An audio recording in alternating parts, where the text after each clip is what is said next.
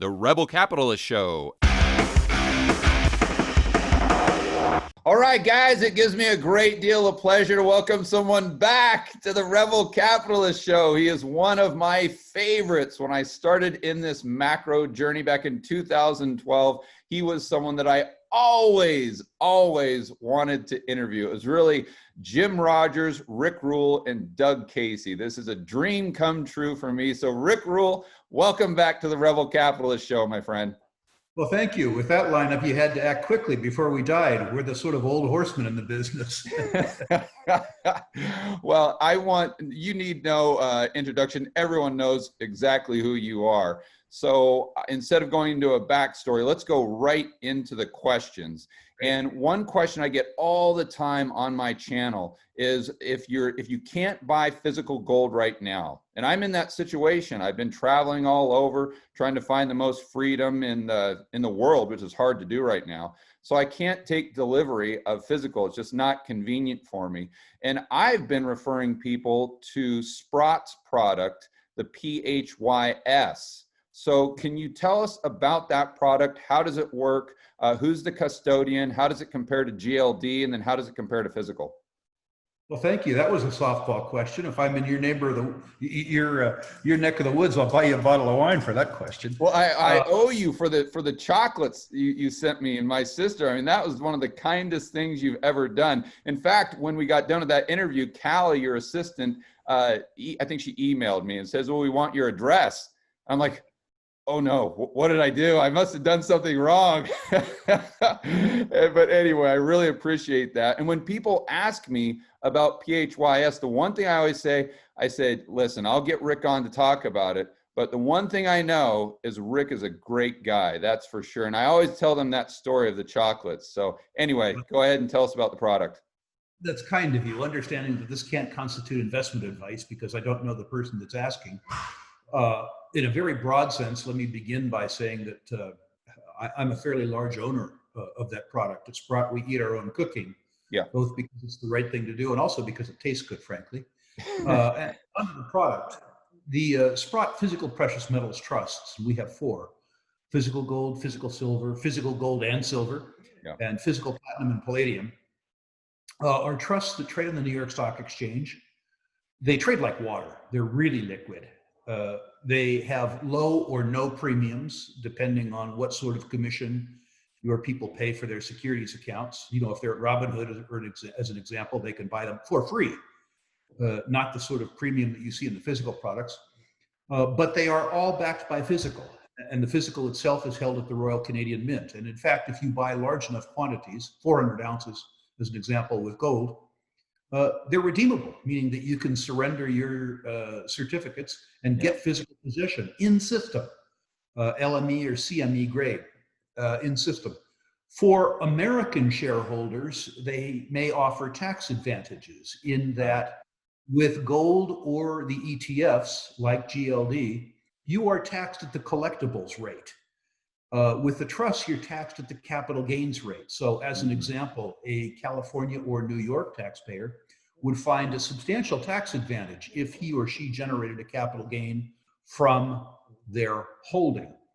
Importantly, if you buy gold like Sprott does, in-system gold from the banks, there are not the physical shortages that are happening in the retail space. Many people who are buying retail quantities of physical gold and silver right now are paying substantial premiums to the spot market, right? Often as much as 12%. Those premiums disappear with the New York Stock Exchange listed product. So certainly for many investors, but particularly for US taxpayers, there are extraordinary advantages to the Sprott physical trusts. Yeah, in comparison to GLD or gold or both? The big advantage, I think, over GLD, the big advantage to me is the tax advantage. Okay. One buys this to make money, and that presumes that one sells it someday for a capital gain. And to be taxed at the capital gains rate rather than the ordinary income tax rate is important. The other thing to note, it matters less to me, but it matters to some people who are even more paranoid than I, if that exists, is that all the assets of the Sprott Physical Trust are in physical precious metals. the ETFs shrink and swell in asset size every day. So they must buy and sell metal to accommodate the net asset value of those ETFs, which means that occasionally, for some portion of their portfolio, they don't have physical precious metals. Rather, they have deposit or delivery receipts. And if you had a circumstance, I'm not saying we will, but if you had a circumstance like 2008, where there was a liquidity crisis, GLD might find itself as, at least for part of their portfolio, the unsecured creditor to a counterparty. We would never find ourselves in that circumstance. Yeah. And first of all, just so you know, you're talking to a guy that's wearing an End the Fed hat. So I think I'm way out, probably past you on that tinfoil hat spectrum, Rick, that's for sure.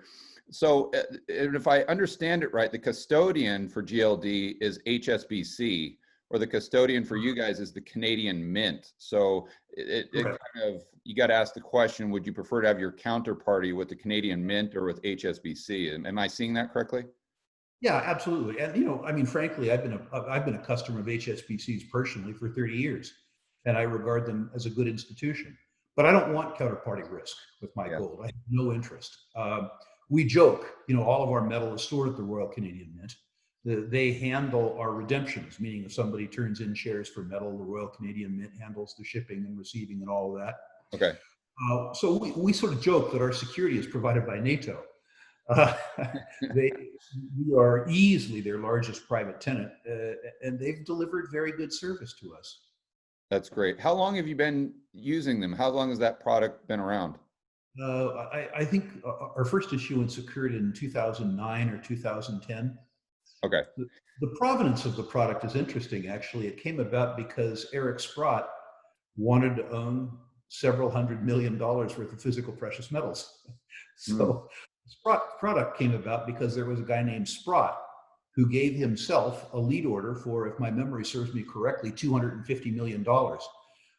It was pretty obviously going to be an investor-friendly product because the guy who owned the company that managed the product was the guy who put up the lead order. And it was actually Eric himself, who is a former chartered accountant, who made sure that the tax status with regards to US investors was a capital gains basis rather than a collectibles basis. That's really interesting. See, I'm glad I asked that question, but I want to move on. I've got a ton of questions here, Rick. The next thing, I know you always talk about gold compared to its main competitors, being the dollar and I believe the 10-year treasury.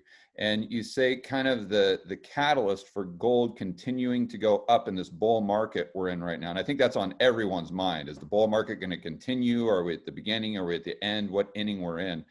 But going back to the 10-year, there's a lot of tailwind for gold if we've got negative real rates. So first of all, if you could explain that and how that's worked historically. And then when we get done with that, I've got kind of a curveball that I want to throw at you and see if it's kind of pick your brain a little bit.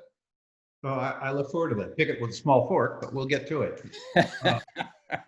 With regards to unpacking the first part of the statement, for as long as I've been in the financial services business, which is to say in excess of 45 years, all financial assets in the world are priced off the world's benchmark security, which is the US 10-year treasury. It is, in fact, the security that all other securities are valued against. It's the largest, deepest, and most liquid savings and investment asset in the world. Gold moves for many reasons, most of which have to do with fear early on in the gold move. Later, it can move on momentum.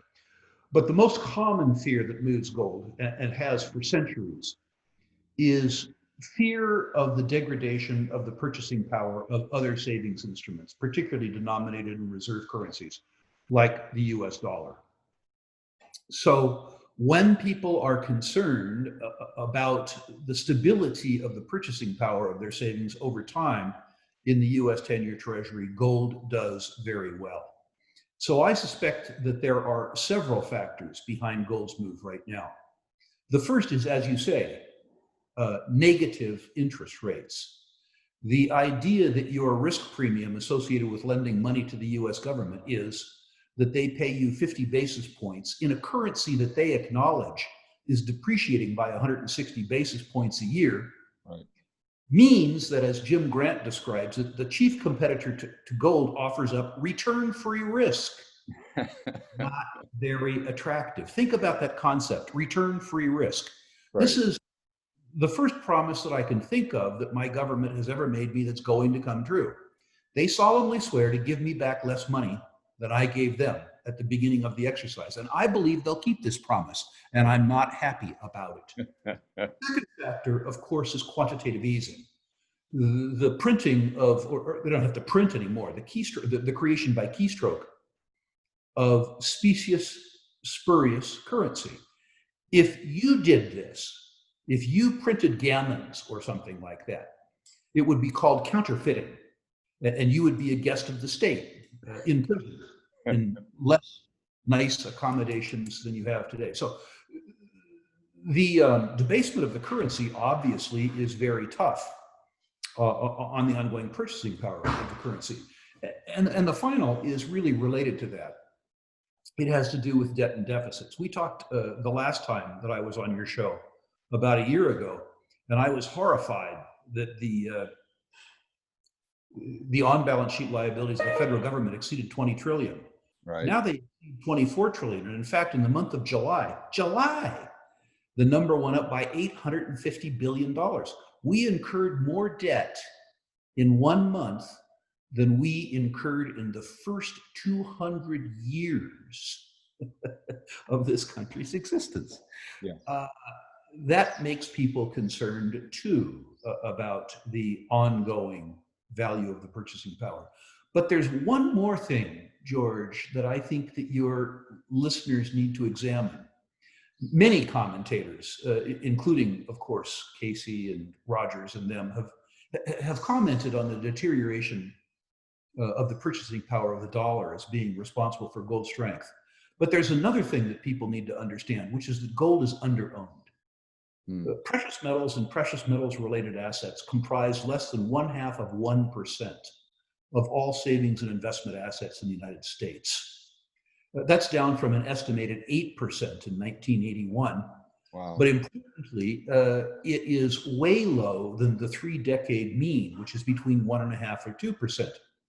In order for gold to do well, in order for gold to hold its purchasing power, it doesn't need to regain its former panic-induced market share. It just needs to return to the 3-decade mean.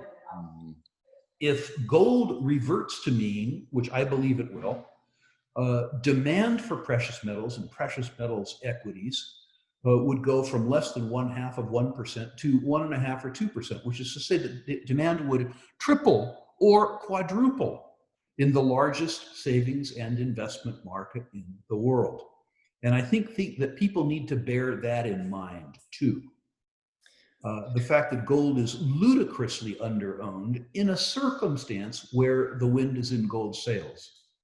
Yeah, and expand on that a little bit, because I listened to a podcast you did the other day, and you were talking about how you kind of have an insider's view to what institutional money is doing right now.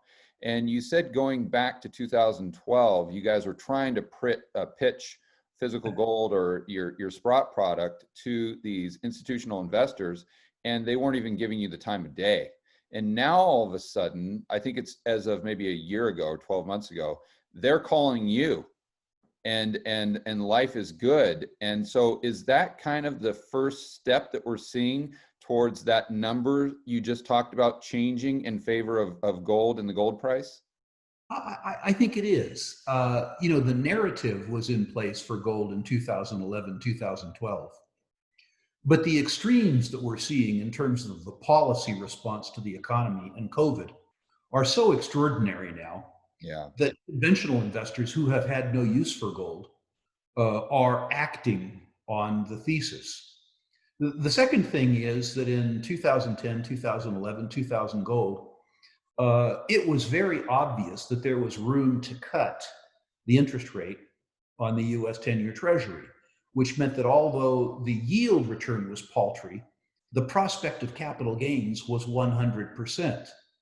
Yeah. If the 10-year treasury was yielding 3.5 and it was pretty obvious that they were going to take it down to 1 or 0.5, it meant that there were capital gains to be had on the US 10-year treasury that still made the US 10-year treasury efficacious for very large investors. Yeah. Even if at a negative real rate. Right. How low can you go now? And what is your holding cost? It may be that there are capital gains left in the US 10-year treasury. But the truth is, George, if you look at the 35-year history of the US 10-year treasury, in 1981, which is to say the high point for gold and the low point for bonds, the US 10-year treasury was yielding 15.5 or 15.6. Now it's yielding 50 basis points. We've had a 35-year bull market in the US 10-year treasury. If you believe, like me, that the interest rate can't go much lower, then you believe the bond can't go much higher. Right. And I think it's very clear to these huge endowments and pension plans whose primary asset has been US Treasury securities, that 35-year bull market is over for very good reasons. These aren't dumb guys who run these huge endowments. And the concept of return-free risk is not very attractive. Think of yourself running a large endowment, and your actuarial assumptions are that you have to earn 7.5% a year to preserve the purchasing power of your retirees in their retirement. And try and figure out how you do that with a 50 basis point yield in an instrument where the purchasing power is declining by 1.6% a year. You have to overcome a 1% negative bogey. Right. At the beginning of the exercise. It's very, very, very tough to do. And when these managers are looking at a market and they can tell that it's fundamentally changed, they become much more open to new ideas. Now, the narrative that we're talking to them about is the same narrative we've been talking to them about for 10 years. It's just that the arithmetic has caught up with the narrative. Right. Does that hold true for a lot of these pension funds as well? I mean, my concern with the pension funds is they're not run by people who are that bright. So they might not even get the value of gold long term. But do you have any insider information there? I like to believe that the pension funds that we're dealing with are run by fairly bright guys. Okay, cool. I'll tell you a funny anecdote about that, George, if we have time. Sure. There's a very, very large Asian parastatal pension fund that's been a client of ours for quite some time. And I remember back in 2016 talking to one of the managers of this pension fund and commenting on the extraordinary holdings they had of US 10-year treasuries. And I said to this pension fund manager, from an American point of view, from my point of view, this is very flattering. And it's also very useful. You guys send us all kinds of cool stuff, computers, steel, cars, chemicals, and we send you back pieces of paper with dreams painted on them. For the trade to me. I said, just out of curiosity, given that the yield on the bond doesn't seem to me to offer enough risk premium given the depreciation of the currency. Right. Do you sort of regard the bond as a lie? And I'll never forget this. He looked at me and he smiled and he said, Rick, what you say is ultimately true, but yours is a deep and liquid lie, unlike the other lies that we're told on global financial markets. And I said, just out of curiosity, do you trust us? And he said, oh no, but we trust you more than we trust each other. And the point of all that is that the US has been, as Doug Casey characterizes it, the prettiest mare at the slaughterhouse for a long time. But being relatively attractive when you have to generate absolute yield, which these people do, means that their vacation in the bond, a 35-year vacation where they've had a tremendous run, is over, and they know it. Yeah, that's such a cool story. When I was talking about pension funds, I'm talking about like CalPERS. And you just read all the stories about, how they're just a complete train wreck. But so going back to the negative real rates, I was trying to think this through the other day, and I'd love to get your take on it. What if we have a situation where the nominal rates on the 10-year go negative, Mhm. But we get deflation somehow that goes even further negative. So you've got a nominal negative carry on the 10-year, but at the same time you've got a positive real rate. What do you think, just out of curiosity, that would do to gold? I think it would hurt it. Although, if the market's response was total fear, gold does well in times of total fear. It is believed, and I think it's generally true, that mild deflation is not good for gold. Real deflation can be good for gold because gold is an asset that isn't simultaneously somebody else's liability. Yeah. Owning gold requires no trust. And in a real deflationary panic, the idea that you own an asset that isn't simultaneously somebody else's liability, which a bond is a very good thing. So I think it really depends on the extent to which the circumstance that you describe plays out.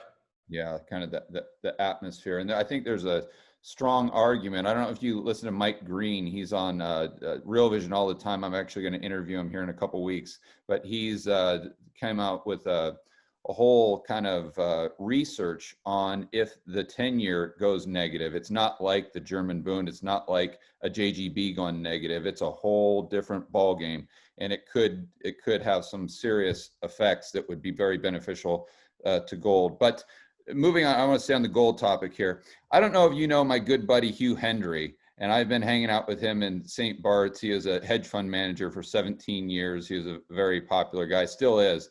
But he and I were doing a live stream the other day, and one of the questions was, George, when would you sell your gold? And I said, I kind of thought about it for a moment. I go, I don't know that I would. Because to me, it's not about a capital gain with gold. It's just 10% of my portfolio that I just have as insurance. And I just don't know that there's a price where I would sell, because that's not my rationale for owning it. And Hugh came in and he said, what are you talking about? That's the craziest thing I've ever heard. Of course, there's a price that you would sell gold. And I think he's looking at it from a standpoint of a hedge fund manager that has that monthly P&L. But I wanted to tell you that quick story to get your take on it. So maybe we could unpack why someone would own gold, and maybe the pros and cons, and how you're looking at it as far as playing a specific role and having a purpose within your portfolio, not just buying it because you think the price is going up. Or maybe that's the thing to do. Maybe I'm crazy. Well, I've done sort of all of the above. I mean, let's get it straight. I'm not your average listener. I'm old, fat, bald, rich. I probably don't need to own gold. But part of the essence of wealth for me is enhancing my sense of well-being, being able to sleep nights and stay calm. And gold does that for me. I'm a voracious student of history, and I have learned that when stuff gets lousy, gold does well. I hope that gold doesn't do well. In fact, I hope that when I'm about to shed my mortal coil and I become reflective, that I think that all of the money that I stored in gold over time was a waste of money, which means that I will have had a very calm and very nice life. That is not correct, however. I have some gold in my portfolio that will never be sold. It just will not be sold. I began to purchase gold for a trading position in 2015, which is to say, most of my gold I bought so that I sleep nights and stay calm. But I also bought some gold because I thought it was just too cheap, and nobody cared about it. And that gold will be sold. My gold stocks may all be sold at some point in time. And that's why I like your question, what would cause you to sell? And I have told my clients very, very, very specifically that I have two quantitative targets that will cause me to revisit my premise, and revisit my premise with a sell-side bias. The first would be positive real interest rates on the US 10-year Treasury of 250 or 300 basis points or above. Okay. That is to say yields in excess of the rate of inflation. By the way, I think that the CPI number is a bogus number. But I would even take 250 basis points above the CPI number, because other people believe it to be a real number, so it becomes a factoid. The second is market share. When gold begins to materially exceed the 2% market share, when precious metals and precious metals related assets begin to materially exceed the 3-decade mean in market share of savings and investment assets, which is to say when they go from being way under-owned to being in line historically, I will revisit my premise. It doesn't mean I'll sell my gold stocks. If gold is at 3% of savings and investment assets in the United States, but the real interest rate is still strongly negative, if Congress is still counterfeiting, if the deficit and the debt continues the way it is. In other words, if that market share is justified, while I will review my position, I'll probably stay with it. But I think it's important in a narrative-driven investment thesis like gold that you establish quantitative goalposts to force yourself to revisit your premise from time to time. And those are the two for me: real yield on the US interest rate and gold regaining or at least recovering, reverting to mean in terms of market share. How do you juxtapose that? Because I'm a gold bull for sure, but one thing I get worried about, I see the Fed's balance sheet, I see the 4+ trillion in deficits we'll have just this year, which is, according to my calculation, I had a chart the other day that from 1776 to 2000, we had about 4 trillion, right around 5 trillion in debt. And just this year will eclipse that for the 1 year. I mean, it's shocking numbers. So that's a lot of tailwind for gold. But I also get a little concerned with every time I listen to a Real Vision video or maybe listen to Macro Voices or every person I have on my show, every single person is bullish on gold. Maybe there's a couple that might not be as bullish short term, but even long term, they're all bullish. And whenever I see that, I get concerned. So is my concern justified, maybe short term, or what do you think? Well, I think statistics matter, and the fact that precious metals and precious metals related assets comprise less than 0.5% of total savings and investment assets in the United States tells me the gold's under-owned. I would also say, George, at risk of being thrown off your show, that in effect, you are a Pentecostal preacher asking your own choir if they believe in God. Yeah. Yeah, it's definitely an echo chamber I've got here for sure. Being around in a fairly small neighborhood, I can tell you this: I speak to lots of financial advisors around the United States. People who tell other people what to do with their money. And I'll give these guys the gold thesis. They've been in a 30-year equities bull market and a 35-year bond bull market. Yeah. And most of these advisors can't spell gold. You're kidding. Wow. I mean, they can't spell gold. I mean, I go through this and, these guys are really good salesmen usually, right? Yeah. And so I come with my pitch. It's a simple pitch. It's easy to understand. It's easy to repeat. They say, that's a hell of an idea. I never thought of it. Are you kidding me? Oh, and I'm talking about, in the financial planning firms, in the big wirehouses, in the regionals. I talk to these FAs around the country, and I give them the same sort of thing that I gave you: return-free risk, all that kind of stuff. And they don't see what's going on with the Fed and the base money just exploding, and now even M2's exploding. Well, they use that as a reason to buy stocks. They say, listen, the yield on debt, the yield on savings products is so low that people are being forced into equities markets, and equities are going up because they're going up. And that in the near term, I think it's probably true. But what's of interest to me is that of the FAs that I get introduced to, particularly in broadcasts that are continuing education broadcasts, which is to say the ones that guys have to take. Yeah. It's odd to be in a circumstance where financial professionals have been, or rather where gold has been so unpopular for so many years that financial professionals don't even think of it as an asset class. Hmm. Yeah, well, that's great news. I mean, I'm glad to hear that. let's That's move away fantastic. let's move away from the narrative and the anecdote and go back to the statistics. Yeah. Less than 0.5% of savings and investment assets in the United States are precious metals and precious metals related investments. That says it all. Yeah. So on that note, going back to kind of the normies in the mainstream, let's talk about Buffett. No one is more mainstream than Buffett. So he goes from calling gold a pet rock to now buying, what is it, 560 million worth of Barrick. And that's what we know about so far. My guess is he can't take a position all in one shot. So he could be buying more in the last few weeks. But what's your take on that? My take is that he still believes it's his pet rock. Okay. He famously said the only thing he likes about the investment is if you smile at it, it's shiny enough and it smiles back at you, which I always thought was a great phrase. But what it says about gold is much more interesting. Yeah. First of all, he doesn't like the asset class.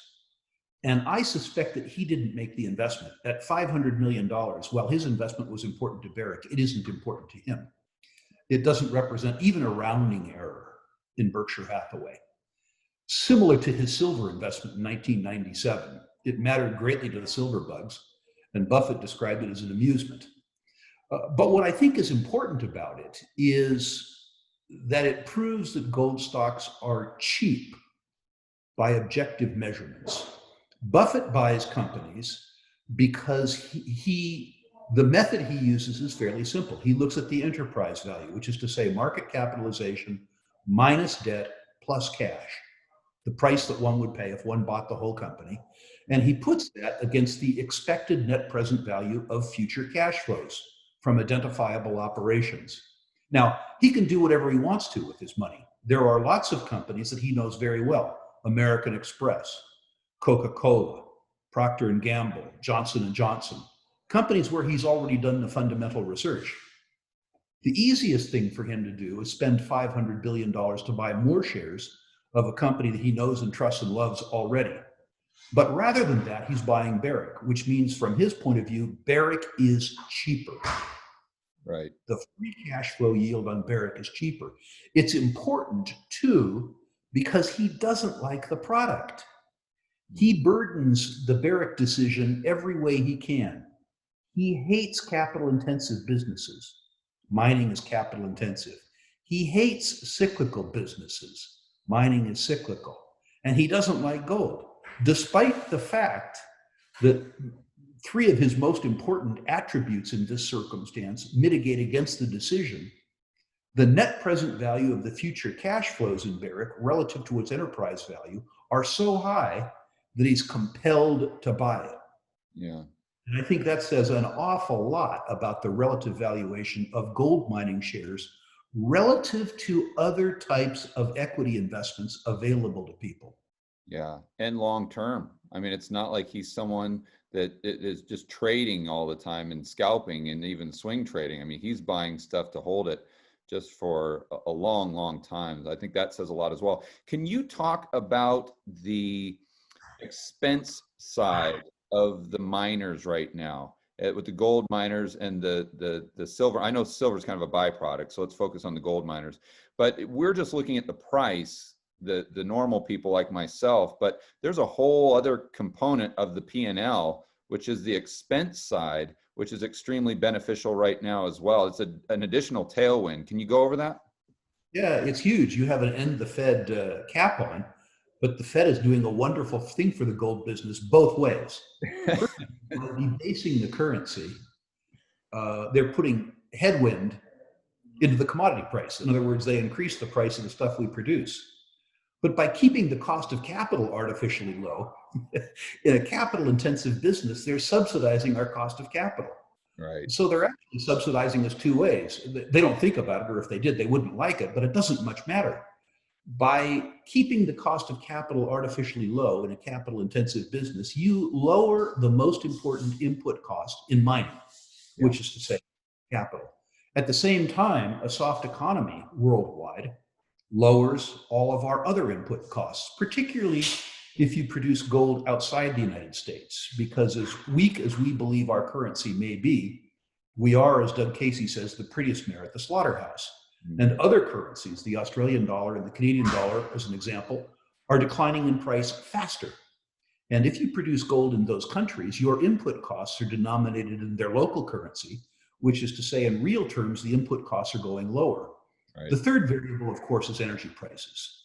The collapse in energy prices over the last 2.5 years has been enormously beneficial to the gold mining industry.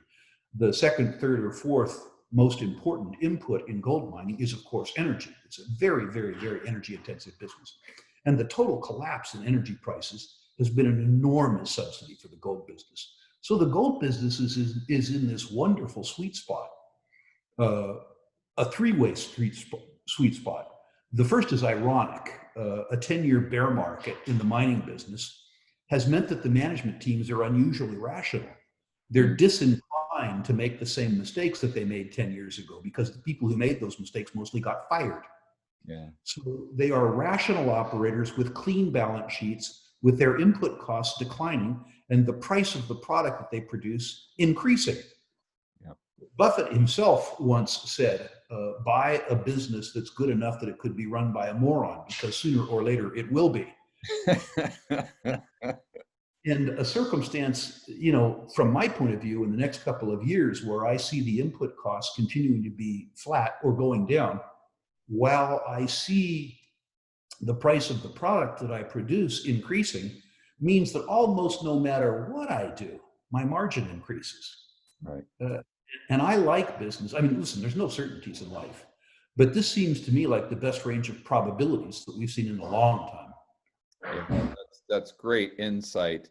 Also, I spoke with Marin the other day, and he was talking about swap lines. I wanted to get your feedback on if a mining company has assets in these jurisdictions that might not have swap lines. Do you think that's a big deal? Do you think there's something to that? Should an investor be more focused now if they're buying a gold miner as to where their assets actually are from a jurisdiction standpoint, or do you think that's kind of a moot issue? I need to begin by saying I have a lot of respect for Marin. He's sort of an acolyte of mine. I'm very fond of him as a thinker and as a human being. And I think it's probably the 15th most important thing that one would consider when buying.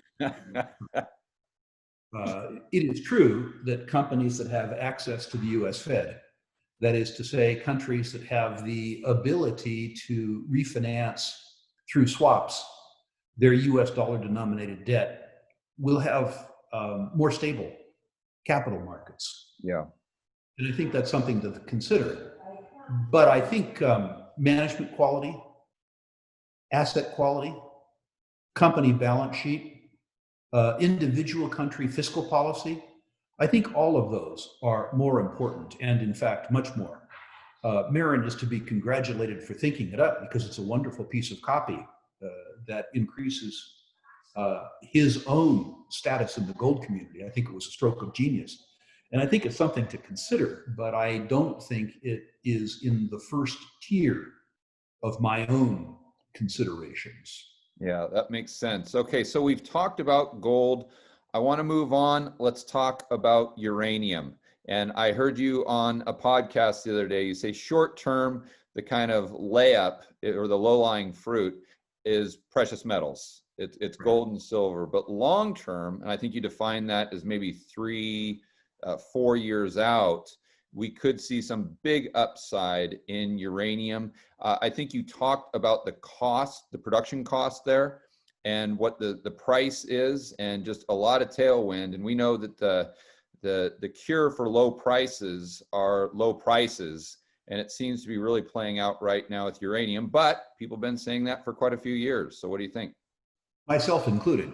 The last uranium bull market was probably the single most pleasant financial event of my life. But I need to remember that I wasn't merely early for that. I was 4.5 or 5 years early. Okay. If, depending on how you price your capital, at a 7% cost of capital as example, 6 years early isn't early, it's wrong. Now, the truth is that the bull market that occurred in uranium paid me so much rent in such a short period of time that there was no cost of capital hurdle it couldn't overcome. And I have been early too in this uranium cycle.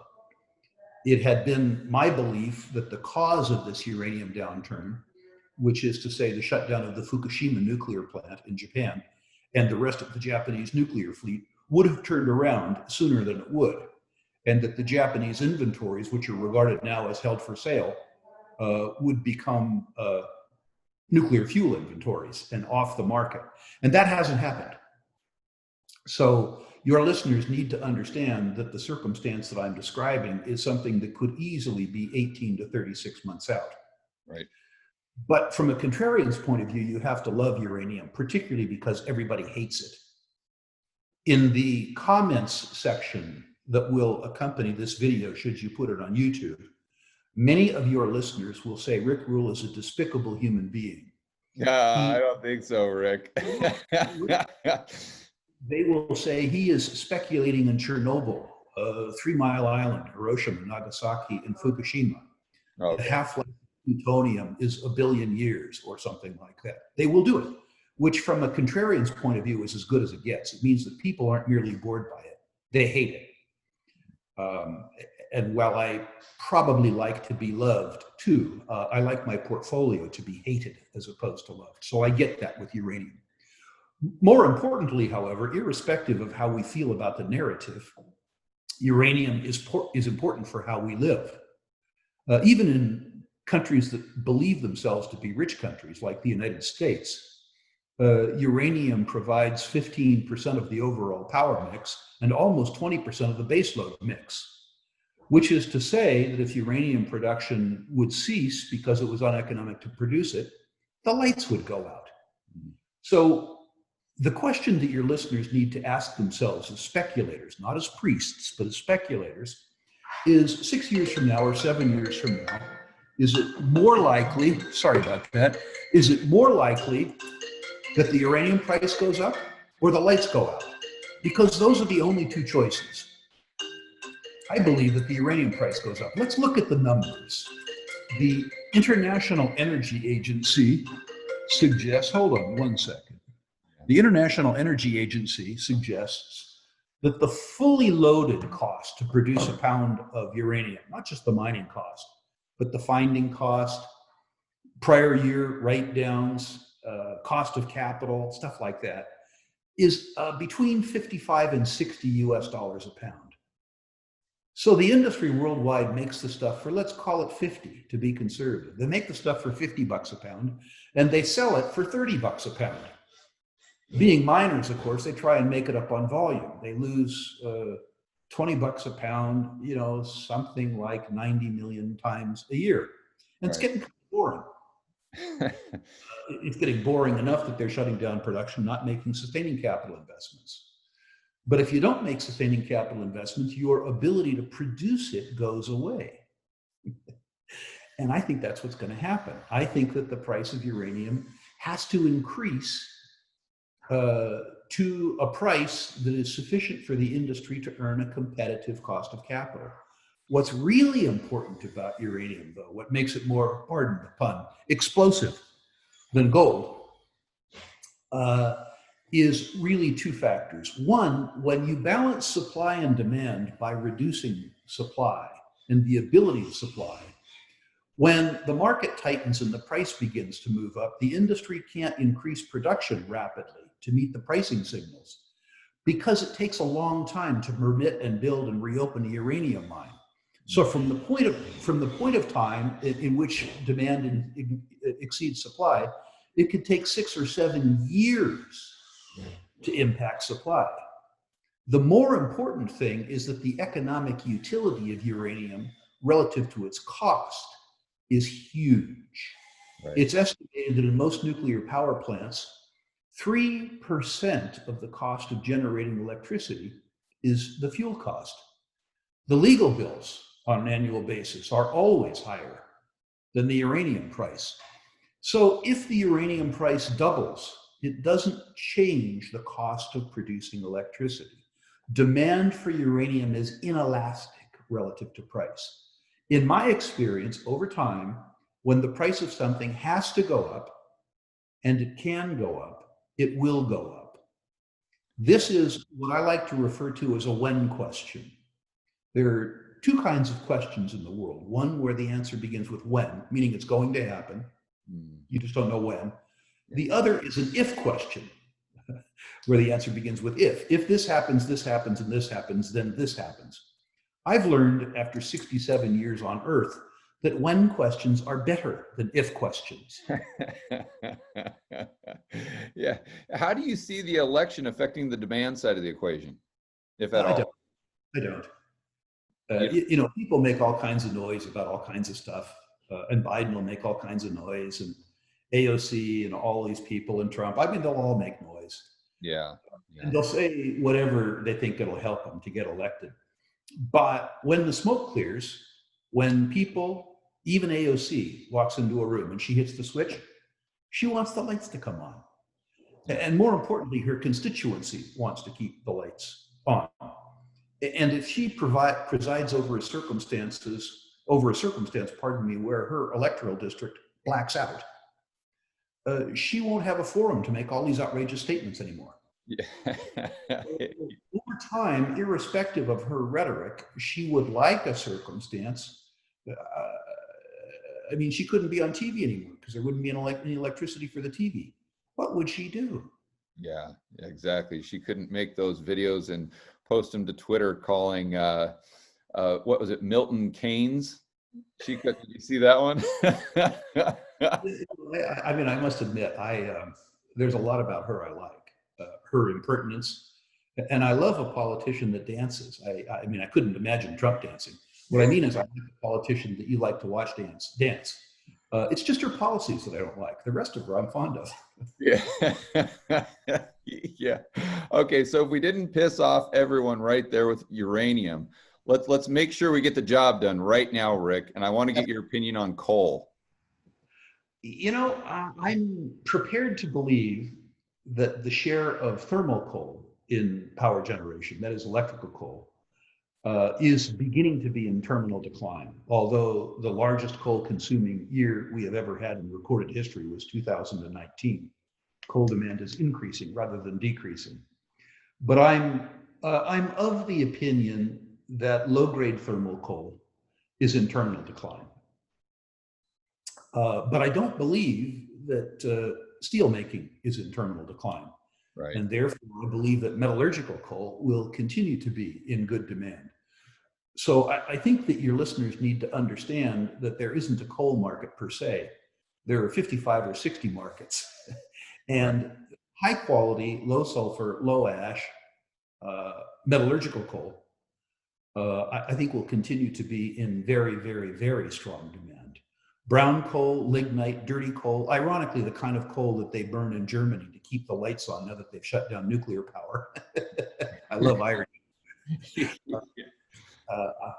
I think is in fact in decline. It doesn't mean that if you are buying a business that will be out of business 12 years from now, but you're buying it so cheaply that the net present value of the cash flow between 12 years from now and now, it doesn't mean that that isn't a good speculation. Those could be very good speculations. But as a sector, I'm certainly more attracted to nuclear than I am in particular the thermal coal space, although the thermal coal space is pathologically cheap. Yeah. I mean, that's why I've looked at it. I actually bought some back in March when it just got super cheap, and the dividend on this one that I was buying was up 19%. I'm like, okay, let's do it. And I bought it. And then of course, everyone tells me, you know, not everyone, but people, they get mad at you because of the environmental impacts and whatnot. But I say, listen, it's going into steel and pretty much everything that you just said. And it's dirt cheap right now. It's definitely hated. That's for sure. So it checks that box in Rick Rule's portfolio for sure. So we pissed off all the greenies right there, Rick. Let's make them a little happier, and let's talk about copper, because if I'm not mistaken, copper can be used for Teslas and electric vehicles like Nikola's, which I'm sure you're a big fan of the valuation of that company recently. But what do you think about copper? I like copper long term. I have been suspecting all this year that the copper price was going to go lower, and mercifully, I've been wrong. It's gone higher.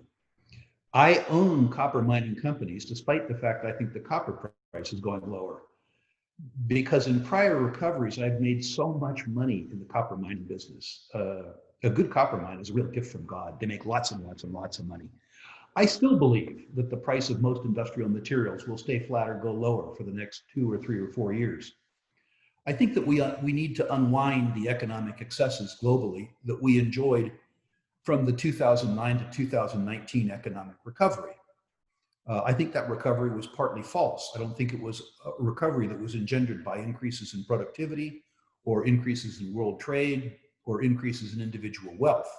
I think that recovery was engendered by artificially low interest rates and by quantitative easing, though I think it was partially false. Right. And I think we need to unwind it. I think we also need to unwind the negative impacts of COVID on the global economy and global trade. And we need to discount increasing economic nationalism around the world and restrictive policies which make everyone poorer. So my economic outlook personally, although I'm not an economist, is to be charitable timid. And I'm personally thinking that we will see flat or lower prices for all industrial materials, copper included. But I believe that the price of most industrial materials is already below the incentive price for sustaining capital or new capital investments, which is to say, in the case of all of the industrial materials, copper and oil and gas included, that a tepid price response in the next 3 or 4 years will ultimately set off a commodities and a commodity stock rally 4 years from now or 5 years from now that will be reminiscent of the rally that I enjoyed in the 2000 to 2005 timeframe, which is to say, in very rude Wall Street parlance, a rip your face off rally. Right. Not one that I expect to occur soon, and I expect commodities to be roundly hated by the time they take off. But I really think towards the end of my career, I'm at age 67, that I'm going to be the beneficiary of 2 bull markets, a precious metals bull market, which I think is already underway, and then an industrial materials bull market. It's difficult for me to imagine a better way to go out. Yeah. How do you fit agriculture in there? One of the few things I'm buying right now is very high quality farmland in the US upper Midwest.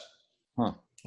Soft commodity prices have fallen by 50%, which is to say that farm gate rents have fallen fairly substantially. The price of the best agricultural land in the world, which is in the US upper Midwest, in my opinion, have fallen. And there's lots of demographic trends that I think are important. Importantly, in the US upper Midwest, in addition to having access to the best market in the world, the United States, you have very high quality soils, you have lots of water, and importantly, you have a river system which lowers the price of your inputs because you can move it by water rather than by highway, and lowers the price of your exports. At the same time, you have a whole generation of ancient farmers, which is to say my age, leaving the business and their kids not wanting to go into farming. Yeah. So the 300 acre, 400 acre operator is going away, and the 5,000 and 6,000 acre operator is coming back, which means that you can buy a very high quality asset class at distressed prices and lease it out on a triple net basis, the same way that you would of an apartment building in 1990. For me, it's an unusually attractive economic circumstance. I have a portfolio, a passive portfolio of high quality developed real estate, which I'm in the process of selling. I don't see the interest rates going any lower, and so I don't see the tailwind that I enjoyed in developed real estate for the last 30 years continuing. And I'm basically taking the proceeds and putting it into triple net leased, very high quality farmland in the US upper Midwest. That's really interesting. I'm sure glad we touched on that. That's got the wheels turning. I'm going to definitely think about that one over the weekend for sure. So lastly, and I want to be cognizant of your time, I want to ask you a personal question. And I know that it looks like you're building a house right now. We talked, that's in the state of Washington, but I think, and correct me if I'm wrong, that you spend a lot of time in California. And I have just yeah, I don't spend much time in the States, but I've been reading about what they're proposing in California. And every single time I read another headline, I just shake my head and say, what on earth is going on there? I mean, this most recent thing with Uber and Lyft, everyone knows about that. But then the wealth tax that they're proposing of 0.4%. And I realize it's on people that have assets of over 30 million. But if you study history, you know, especially like the income tax, yeah, it starts at 6%, and in 4 years, it's 70%. And those taxes have a way of the rate creeping up and the floor going down, down, down, down, down to pretty soon it affects not only the rich, but the middle class as well. And I'd also like to add for the viewers that might not have heard about this, it's a retroactive tax going back 10 years. So if you live in California in 2010 and now you live in China, for heaven's sakes, they might still come after you. So what, and I know you as a quote unquote, I guess, California insider, you're right there in the belly of the beast. So what's your opinion on this? Well, I need to say that I, from a legal perspective, no longer have any nexus to California. Oh, wow, congratulations. I sold my home, I sold all my actively managed real estate. The board of directors of Sprott has asked me to take on other roles within Sprott rather than running the California operation. So despite the fact that I'm a Californian by culture, which I am, I was born and raised in the state and I adore the place, I no longer have ties to the state. Now, when I say I adore the place, I adore Venice Beach, girls in thong bikinis, Boulevard, smoking a joint, knowing that in a traffic jam, the cops can't get them. I enjoy a culture that's creative enough that 6 or 7 kids commandeer a garage and out pops Google or Apple. Yeah. I mean, unfortunately, those same or a different 6 or 7 kids commandeered a garage in Berkeley 40 years ago and out popped popularized LSD, which it would seem that all the voters in California have been consuming. In large amounts. Well, we're wonderful people individually, and as individuals, we can generate so much wealth that hitherto we've been able to amortize our collective stupidity. I think our collective stupidity now is overwhelming our individual creativity and initiative. We're doing truly bizarre things in the state of California, and the bizarre nature of the state has come to antagonize rather than amuse me in my declining years. Yeah. The state of California has the most steeply progressive, which is to say the most unfair tax rate in the United States.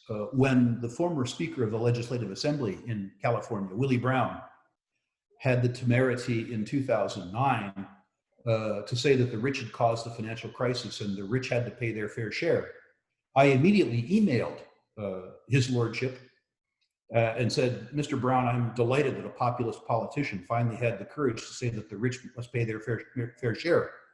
1% of California taxpayers pay 42% of the tax. When might I expect my rebate? My response from his honor was, citizen input is an important part of a functioning democracy, and we value your participation in the process, unquote, which is to say, he wasn't interested in giving me a rebate. That number now has grown to 46%. And the big thinkers, well, first of all, you need to know that California feeds in Silicon Valley. Yeah. In other words, the whole state runs on technology. And if you have a circumstance where there is a decline in technology like we had in 2000, the state goes upside down, and it goes upside down very, very, very quickly. Yeah, see, that's a great point. I made that point on Twitter, and I'm glad you said that, because I wanted to make sure I was thinking it through. I compared it to Venezuela, and of course it's not that extreme, but you look at Venezuela, the one-trick pony, and California might be the same there in the sense that it's all riding on that one thing.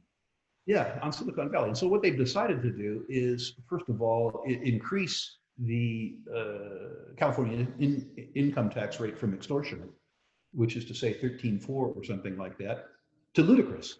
Yeah. which is 16.5. And then they've decided to put a wealth tax in place, and they have decided to impose these taxes extraterritorially, which is to say, if you leave the state, they're going to chase you. Now, the state of California has tried extraterritorial taxes before and been beaten in the Supreme Court. Believe me, if they propose to follow me to the state of Washington, they will learn, first of all, the difference between invoice and remit, which are two different words.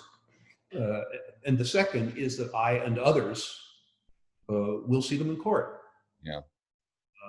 As simple as that. Now, my suspicion is that what the, quote, progressive members of the California legislature are doing, by the way, it's interesting how the left steals the word progressive. It should be liberal or regressive. Well, I regard myself as a liberal, as a John Locke classical liberal, but that's a different discussion. What I think these people are doing is that they're establishing a very strong base to retreat from, which means that they're proposing something preposterous so that they can replace it with something obnoxious and have it look like a compromise. But that being said, irrespective of what happens with regards to these two measures, which I think will be defeated, the writing's on the wall. The fiscal structure of the state of California is unsustainable. California runs on rich people, and they're driving the rich people away. The other thing is that even a business as great as technology, and even a region as spectacular for the world as Silicon Valley, occasionally has setbacks. And the state of California has put themselves in a position where they can't afford the setback. Right. They simply can't afford the setback. When the setback occurs, and it's going to occur, there are tens of millions of people in the state of California who have come to be dependent on the largesse of the technology billionaires without thinking too much about why. And they're going to be angry, really angry. And I think it's going to be a very interesting circumstance. And I look forward to watching it from a distance on a broad screen TV. Yeah, maybe more social unrest. You hate to say it, but it's just with the decisions they're making, it seems to be an inevitable path. But all right, Rick, I could keep going forever, but I know we've gone over an hour here. So one thing that I'm having the editors do throughout this is I'm going to have them throw up this promo bit to get people to the end, because we talked about this before we recorded, but this is a really cool opportunity you're giving people. And I don't want to steal your thunder, but I think you're allowing people to actually email you directly to get your thoughts on their portfolio. Do you want to explain that further? Yeah, I do, George. I've really enjoyed my prior interaction with your listeners. They're a unique group, and I don't mean that in a condescending sense. I like it. And so to encourage this interaction, and because mentoring is probably the last remaining joy for a 67-year-old, I'd like to encourage your audience to interact with me. And that encouragement comes in the following fashion.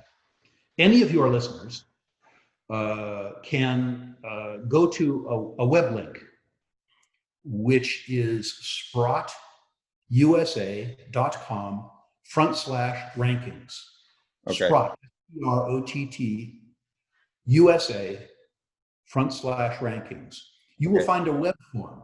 And if on that web form, you will put in place all of your natural resource investments, which is to say natural resource equities, names and symbols, please, and any questions that you might have below, I will rank your resource companies 1 to 10, 1 being best, 10 being worst. I will comment on individual issues where I think my comments are of some value. And in addition, I will send out 2 charts. One, the Barron's Gold Mining Index chart going back 50 years, the broadest based and longest gold mining equities index chart available, which is a wonderful visualization tool to see where this bull market is in the context of prior bull markets and how far it can go.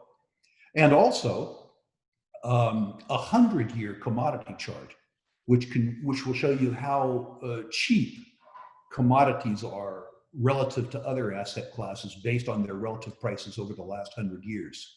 So I'm happy to rank the portfolios and send these two visual aids. By the way, I'm not a technical analyst, so I'm not going to do, double tops, rounded bottoms, all those sort of female description markets. I'm only referring to these charts as visual tools relative to the performance and price expectations of markets in their historical context. Yeah. And I look forward to the interaction that I've had in prior times with your audience. Yeah, well, I sure appreciate the offer, Rick. I'm got a feeling you're going to get a lot of people that take you up on that. So for any of my viewers who want to find out more about what you do, other than having them email you directly with their portfolio, where can they go? What website? And maybe where can they go to buy PHYS if they're interested in doing that? Well, PHYS, they can buy through any broker they want to. Okay. If their broker isn't familiar with it, they got to get a better broker. And I, of course, would suggest that website is www.sprottglobal.com. www.sprottglobal.com. All right, Rick, I appreciate your time, and I cannot wait to do this again. Listen, I really appreciate the opportunity. I also need to tell your people that I'm anticipating getting inundated with ranking requests. So be patient in terms of my response, because I'm the responder. Yeah. Okay, Rick. And just so you know, we'll put a link, that link that Rick just mentioned right there, we'll put it in the description, and I'll have the editors put that up on the screen so nobody misses it. That's wonderful. This was fun. Let's do this more frequently. I would love to. All right, Rick. Have a good one, and good luck with that house, buddy. Thank you very much, sir.